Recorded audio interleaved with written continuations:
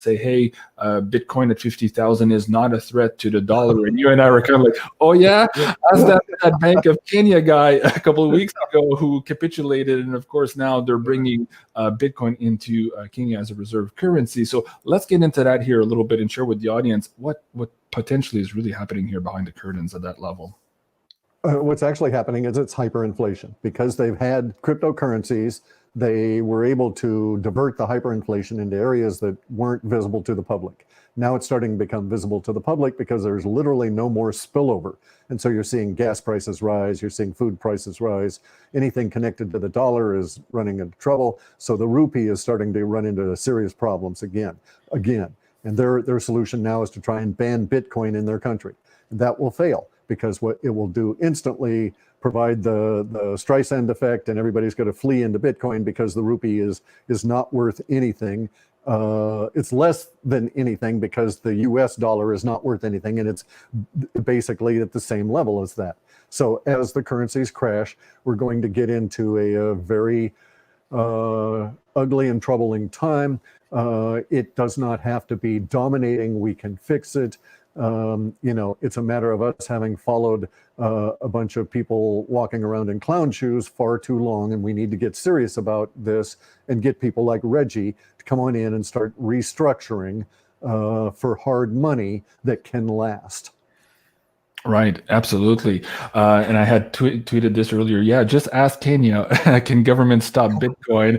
Yeah, ask Kenya, and it's happening now. So, folks, if you're just tuning in, I see a few people in the chat. Oh my God, what happened? I just took my head out of the sand. What's going on? What's going on, of course, is this news that the Federal Reserve System was down earlier today. There seems to have been an update now about 20 minutes ago where some of the services have been restored, but the staff here is still exploring what happened. And as far as I know now, at the time that we're at now at 4:15 Eastern time, the services are not all back up and running. And you guys can go check the federalreserve.org website to see their outage map.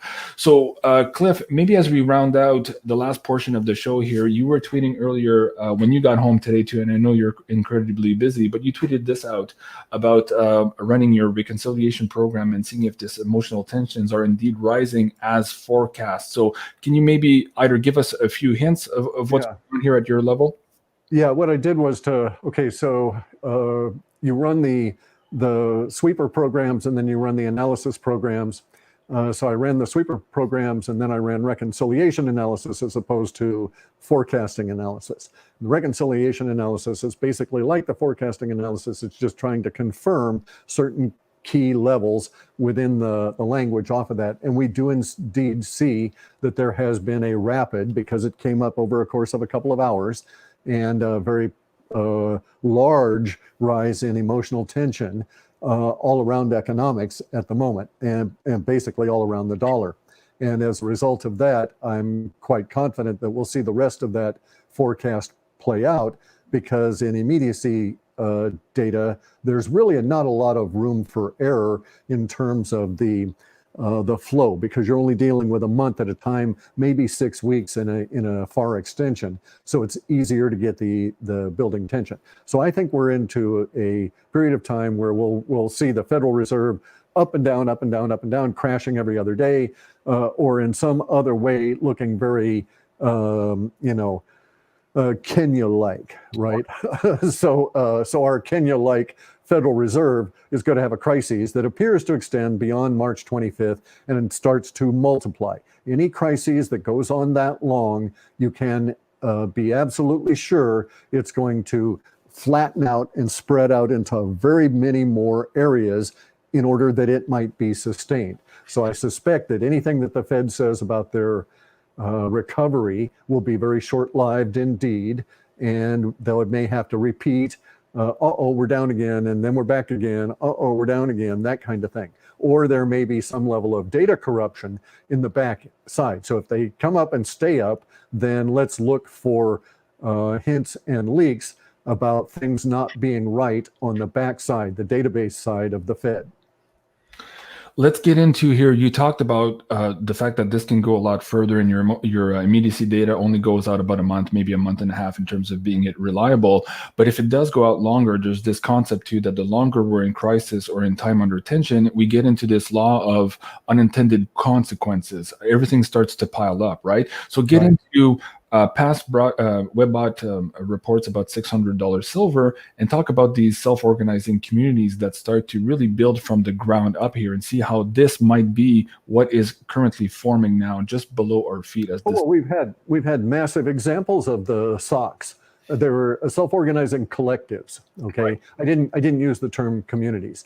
The self-organizing collectives, the GameStop, Reddit, the Silver Guys, right? All Yeah. of these things are self-organizing. You select to join, and so it attracts you, it gets your mind, and off you go. So this is what's going to happen with all of our social order is going to be reorganized technically around the ability to join and drop out of these SOCs, these tribes, whatever you want to call them, that are focused on getting a particular thing done. And if you have an interest in working and getting the road issues solved, then you join that SOC. If you're more concerned with taxation, then you join that one. If you're more concerned with voting mechanisms, you join that one, etc. Wherever your interest lies, and it'll flow, and it's an entirely different idea for the construct of how we organize our society. And we're there now because we can't afford. The old system is dying. We're not replacing it. We're not even destroying it effectively, but nonetheless, we're just starting to think about what we want to do from this point on. And what will free us is the death of the dollar empire. And that empire is 100% hinged on the dollar, which is 25 years, 30 years too old. Too old. It should have died in 1971 when Nixon prolonged it by taking us off the gold standard and putting us on the petrodollar. And so that was technically a new currency at that point. The petrodollar has existed in its own lifespan, very near to the end of that lifespan. And so it would have naturally died on its own, absent anything else, around 2024 or so, just based on the average lifespan of currencies, which is about 56 years. So we're there now. We need to invent something else. We've got cryptos. We need to tie those into our payment systems and decide what things are worth, and then get back to business at this stage. And unfortunately, we have a collection of numbnuts in charge as managers of the USA corporate SOC, right? And those numbnuts are not going to be equal to this task. They will fail repeatedly and dramatically at everything they're going to attempt to do for this. This is almost, baked in the cake, so to speak. Right. In the last 7 minutes we have maybe in the show here, I want to touch maybe two last subjects. In respect to the unintended consequences, what does this failing of the dollar supply do to the bribery mechanism system that keeps all of these secrets under wrap? One. And two, how do you see those secrets coming out and changing society and giving maybe, what would be the word? Hope for the people to rebuild here and to be stronger than before. Let's get into that here. Bribery depends on purchasing power, right? Right. So if I've got a $1 bill and it'll buy me a Tesla car, I can give it to my neighbor and he'll go buy a Tesla car, and he's my buddy. I've bribed him. But if I have got $1 million and it won't buy a Tesla car, he's not going to be that impressed. So the purchasing power of the bribe is what is required to sustain the bribe. So if you're bribing someone to keep quiet, you need to do that each and every year. You need to do it continuously, because quiet has no end except for the end of that person's life or knowledge on this subject. And so as the dollar's purchasing power fades, everybody who's been bribed is not going to be able to buy the kind of lifestyle that those bribes used to support. And so they will need to look for something to be able to supplement. And so what was in the data sets was similar to what happened in Russia, where all of the scientists and everybody who was essentially being bribed to be quiet and work under NDAs and not talk about the space aliens that they sliced up or the space alien UFO that they rebuilt. All of those kind of guys are going to come out of the woodwork, and they're going to bring, the alien body parts or the space UFO and pieces, and start saying, hey, I've got this. You all want to buy it, and so it's kind of funny, but they'll probably come on out and put it on eBay, that sort of thing, right? And this will occur as the bribes fail. There's another area of this, though, but as the bribes fail too, for media, for people involved in criminal activities and so on, then they don't have anything to sell other than knowledge. Okay, not pieces of aliens or whatever. They don't have any physical goods. And so they'll start selling that knowledge or using that knowledge to burn the people that are no longer bribing them. And so we will see a vast unfolding and unraveling of conspiracies that go back who knows how far as all of this stuff starts coming out, as the dollar's ability to bribe these people to stay silent dwindles. And then it'll be a rush. Once it starts off, bear in mind, everybody's going to have to get in there to grab attention and get the biggest bang for the buck. Right. Let me just look for updates here. I see one from an hour ago. Again, this was partially back up and running, so I don't see anything else to add on the Federal Reserve System right now. But Cliff, going back again here to this breaking of the silence and this news coming out, do you still see the potential for this Biden-Harris administration pretendency being the ones here who actually bring out some of this technology, having the balls to do that? Or are we still looking maybe at a military, general type character here? Ultimately, it will be a military, whether we see it or not, whether the Biden-Harris guys are the face for it or not. It's a military decision because all of that stuff is wrapped up behind the Pentagon, right? Or it'll be in contractors and so on who have the knowledge, have the goods, may have power, but ultimately are vulnerable to the military.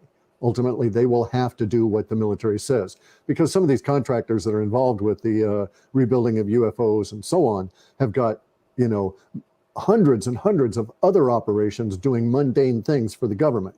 And so they won't put that level of income stream at risk in order to just sustain the UFO thing when push comes to shove and the dollars are being hyperinflated. So under the circumstances, and here we're also another level of bribery, though, by the way, Jean-Claude, is the military. So we bribe the military to be ready. We bribe them in a sense to maintain vigilance and so on and do their duty and all of this. And as we saw with the Soviets, once they couldn't pay their military, all different kinds of things started happening. Right. Oh, that's scary when you think about it. But even here, do you think it's a coincidence? And of course, you're a coincidence theorist yourself. That the Pentagon admitted here that they were just testing a UFO wreckage, and this is new. We've been asking for this since the Roswell incidents, and it just came out now. So, is this glimpses of what's about to come here? And Yeah. We'll get details. It'll all come on out. So, it's actually going to put all the woo-woo guys out of business. All right. I mean, not the ghost people and not the channelers and that kind of thing, but the people that, were about the UFOs and abductions and all of that, because as it all comes on out, the conspiracies will be revealed. They'll become part of history. And so those people will be historians. It won't be conspiracy theory anymore. They're going to take the fun out of it all. Right, absolutely. Let me thank here our PayPal tip jar donators. Thank you so much, Kimberly, Victoria, Stephen, and the four Maxims. Thank you so much, guys. I really appreciate that. You guys keep me going. So, Cliff, in the last couple of minutes here, words of wisdom as people are seeing maybe these cracks for the first time. There's a lot of new audience here coming online too, just realizing that maybe these crazy old guys here who've been screaming at the end of the street might actually be right. What are your words of wisdom for them tonight? You can find out all about it just going back and looking at all of our crazy old videos. But you needn't be that scared. We will get through it. It will be grinding, but individual behavior matters in these circumstances. And so educate yourself, keep educating yourself. Don't stop educating yourself. Well, there you have it, folks. That's it right now. And no fear, right? No fear. No fear. But we have to be realistic. People are going to be very scared, okay? Right. People with children are going to be very scared. There is a future. This is not the end of everything. It is the end of all of the bad stuff, and we will rebuild what we want to see out of that. Right. Absolutely. Well, I thank you so much, Cliff, and folks. Thank you so much for joining us here in this short little update. Please remember to like, share, and subscribe as we're trying to rebuild this community. You can also find me on Twitter at Beyond_Mystic and on my new Telegram at Beyond Mystic Official, Fog of War. And of course, what's the other one here? If you guys are looking for silver, of course, our sponsor for this week, for this Silver Crisis Week, is Miles Franklin, and you can find them and contact them here at the beyondmystic.net/silver contact form. So thank you so much, everyone. And Cliff, thank you so much for all your help. And please, folks, do go and subscribe to Clif High's YouTube channel here. He's been extremely prolific in these last couple of videos, including this one, Wooflation and Woonomics. It's a must read. Cliff just said here, information is key. Educating yourself is key. These two last videos here are absolutely wonderful. And you're already at 32,000 views on that list, Wooflation, Cliff. So let's bring that up even higher and educate even more people. So Cliff, thank you so much. And Thank you, Jean-Claude. Folks, please send Cliff and Kathy some energy here as they're going through quite a bit of difficult times here, going through some of these medical appointments, and we need Cliff and Kathy to be healthy so they can continue to inform you guys here on the webs. So thank you, Cliff. I really appreciate you. Live long and prosper, everyone. Thank you, Cliff. Have a good night. Thank you. Bye.